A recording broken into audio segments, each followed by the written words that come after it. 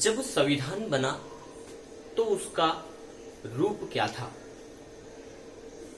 क्या स्ट्रक्चर उसका बनाया गया, उसके बारे में आज हम चर्चा करते हैं।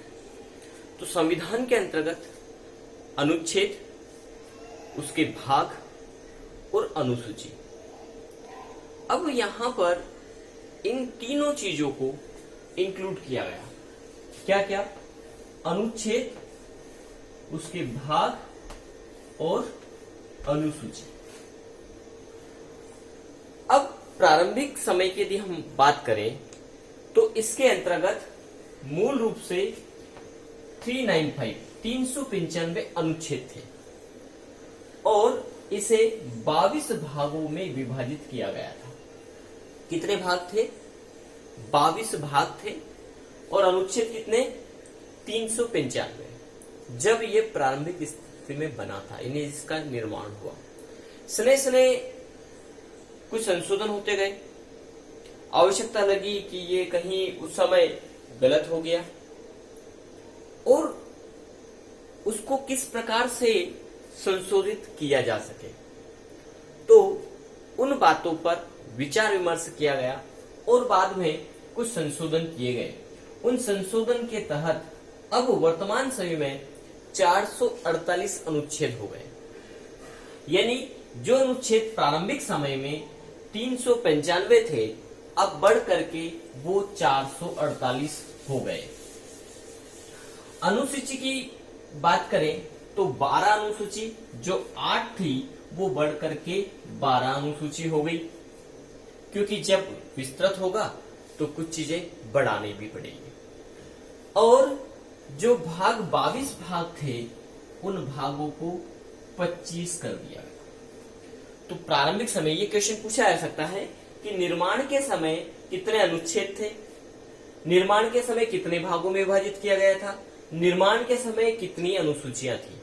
तो अनुच्छेद आपके 395, भाग 22 और अनुसूचियां 8 से मिलकर के आपका क्या बना था? संविधान। तो संविधान के अंतर्गत 395 अनुच्छेद, 22 भाग और 8 अनुसूचियां। लेकिन वर्तमान समय में 448 अनुच्छेद, 12 अनुसूचियां और 25 भागों में संविधान है। इसका ये वर्तमान स्वरूप है। अब संविधान क्या है? तो संविधान एक किताब है, एक बुक है, जो क्या करेगा? जो भारत को या भारत की व्यवस्था को, उसकी राज्य प्रणाली को चलाने का काम करती है। उसके अंतर्गत भाग क्या है? तो भाग उसके चैप्टर्स हैं। हमारी बुक होती है, उसके अंतर्गत पहला चैप्टर, दूसरा चैप्टर। तो ये चैप्टर कितने हैं? 25 है।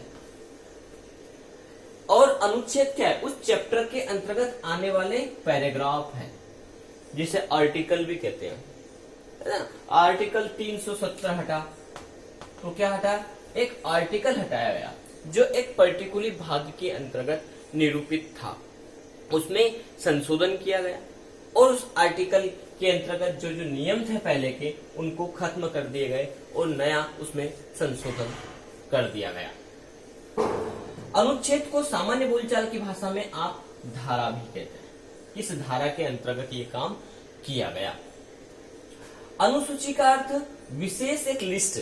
जैसे हम बुक पढ़ते हैं तो बुक के अंतर्गत आपने देखा हो इंडेक्स होता, अनुक्रमणिका होती है, तो उस अनुक्रमणिका को हम बोलते हैं अनुसूची।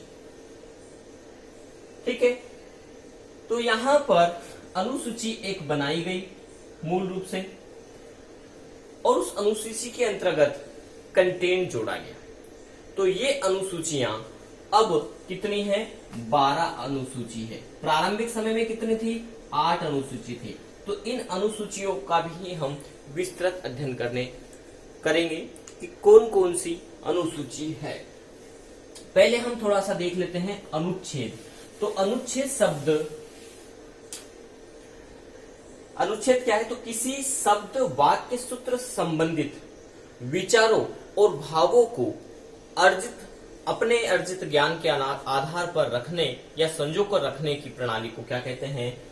उसे कहते हैं अनुच्छेद। निजी अनुभूति से संजो कर प्रभावमयी शैली के माध्यम से गद्य भाषा में अभिव्यक्ति, ये क्या कहलाता है? अनुच्छेद कहलाता है।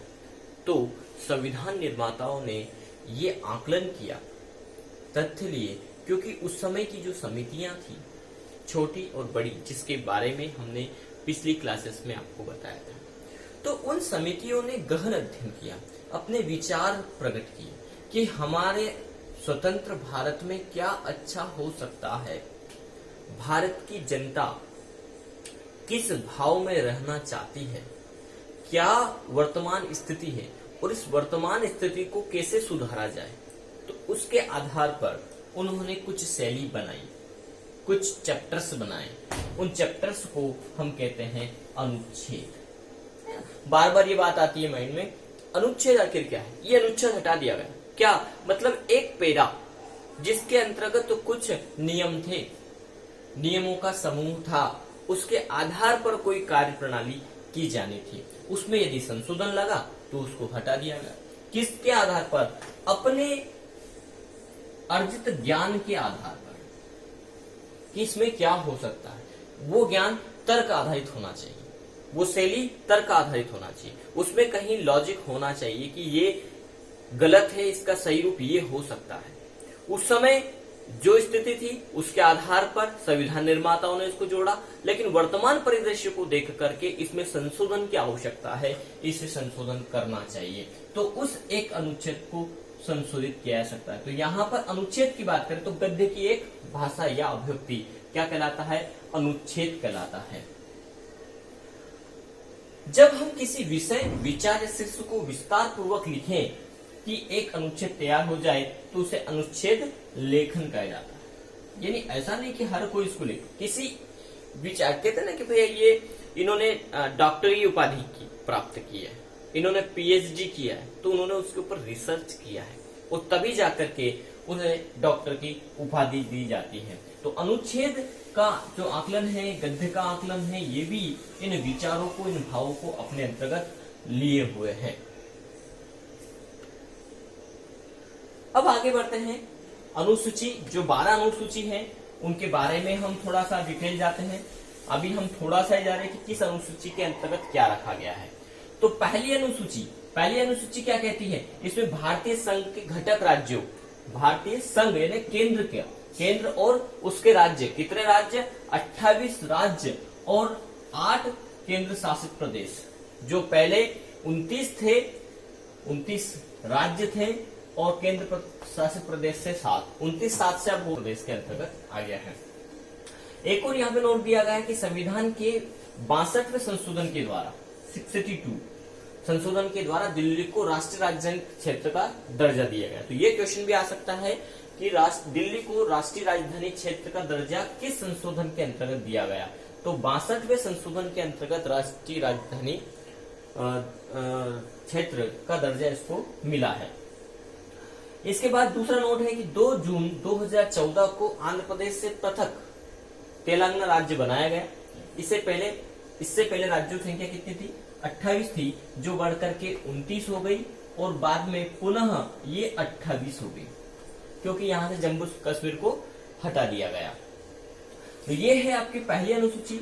दूसरी अनुसूची की बात करें तो इसमें भारत राज्य व्यवस्था के विभिन्न पदाधिकारियों जैसे राष्ट्रपति, राज्यपाल, लोकसभा के अध्यक्ष, उपाध्यक्ष, राज्यसभा के सभापति, उपसभापति, विधानसभा के अध्यक्ष और उपाध्यक्ष, विधान परिषद के सभापति, उपसभापति, उच्चतम न्यायालय और उच्च न्यायालयों के न्यायाधीश और भारत के नियंत्रक महालेखा परीक्षा आदि को प्राप्त होने वाले वेतन, भत्ते और पेंशन का उल्लेख है। कौन सी अनुसूची में? अनुसूची 2 में।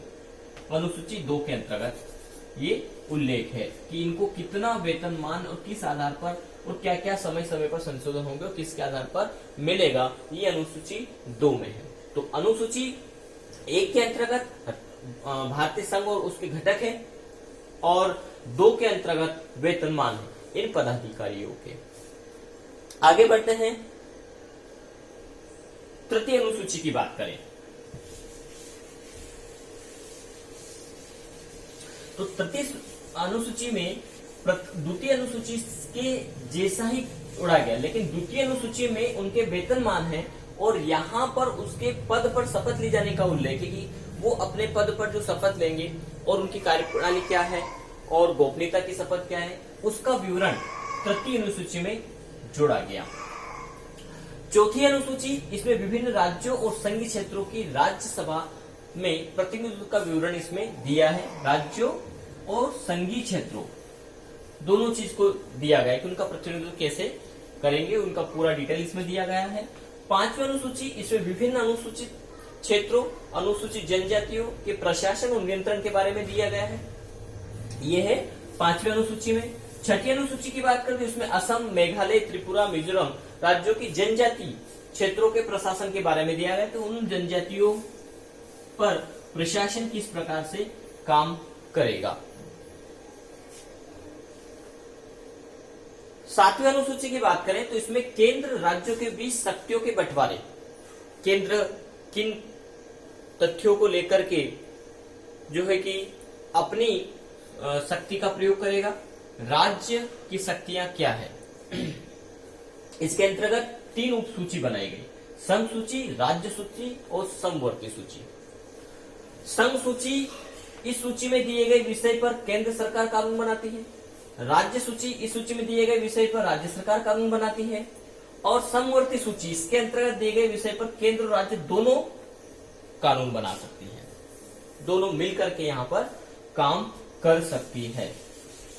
ठीक है, तो सातवीं अनुसूची के अंतर्गत केंद्र और राज्य दोनों की शक्तियां निहित है और इसके अंतर्गत 3 सूची बना दी गई, संघ सूची, राज्य सूची और समवर्ती सूची।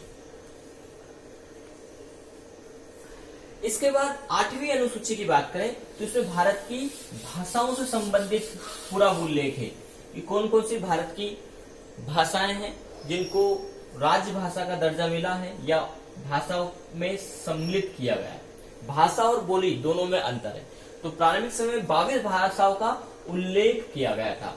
फिर 1967 में सिंधी को और 92 में 92 में कोणार्की, मणिपुरी और नेपाली को 8वीं अनुसूची में सम्मिलित किया गया। तो भाषाओं का भी प्रश्न आता है कि कौन सी अनुसूची में भाषाओं को जोड़ा गया है, तो भाषाओं से संबंधित अनुसूची है अनुसूची 8। 2004 में मैथिली, संथाली, डोंगरी, बोडो को भी 8वीं अनुसूची में शामिल किया गया है। इसके बाद आती है आपकी 9वीं अनुसूची। तो 9वीं अनुसूची में अनुसूची प्रथम संविधान संशोधन अधिनियम 1951 के द्वारा ये जोड़ी गई। इसके अंतर्गत राज्य द्वारा संपत्ति के अधिग्रहण की विधियों का उल्लेख है कि एक राज्य किसी की निजी संपत्ति को किस प्रकार से अधिग्रहण कर सकता है, उसका जो एक्ट है वो प्रावधान जो है वो इसमें है। और सम्मिलित विषयों को न्यायालय में चुनौती नहीं दी जा सकती। वर्तमान में अनुसूचियों में, इस अनुसूची में 284 अधिनियम है, 284 अधिनियम, ठीक है। तो ये इसकी बेसिक है, लेकिन ये पूछा जाता है कि 9वीं अनुसूची के अंतर्गत क्या क्या है, या फिर उससे संबंधित कि किसी संपत्ति का अधिग्रहण से संबंधित विषय किस अनुसूची में है, तो वो याद रखिएगा, वो है 9वीं अनुसूची के अंतर्गत। फिर आती है आपकी 10वीं अनुसूची। 52वें संशोधन के अंतर्गत ये अनुसूची जोड़ी गई। किस संशोधन के अंतर्गत? 52वें संशोधन के अंतर्गत 10वीं अनुसूची जोड़ी गई, क्योंकि इसके पहले अनुसूची की संख्या कितनी थी? तो अनुसूची की संख्या थी इसके पहले 8 अनुसूची थी, उसके बढ़ा करके जो 12 की गई थी, तो उसमें 52वें संशोधन के अंतर्गत 10वीं अनुसूची जोड़ी गई, जो 1985 में जोड़ी गई थी। ये प्रश्न भी आता है, 10वीं अनुसूची कब जोड़ी गई, इसमें क्या है? तो इसमें दल बदल से संबंधित प्रावधानों को रखा गया। इसके बाद आती है आपकी 11वीं अनुसूची। यह अनुसूची संविधान में 73वें संविधान संशोधन के अंतर्गत जोड़ी गई। कौन सी? आपकी 11वीं अनुसूची 73वें के अंतर्गत जोड़ी गई, जबकि 10वीं 52वें संशोधन के अंतर्गत जोड़ी गई। कब जोड़ी गई? ये 93 में जोड़ी गई, 1993 में जोड़ी गई। इसमें क्या है? तो इसमें पंचायती राज संस्थाओं को कार्य करने से संबंधित प्रावधान इसमें है, उससे संबंधित इनके विषय है और विषय की संख्या भी दे रखी, कितने हैं, 29 विषय प्रदान किए गए। कौन से अनुसूची के अंतर्गत, 11वीं अनुसूची के अंतर्गत। अगली आती है आपकी 12वीं अनुसूची। फिर अनुसूची 74वें संशोधन, संविधान संशोधन के अंतर्गत जोड़ी गई।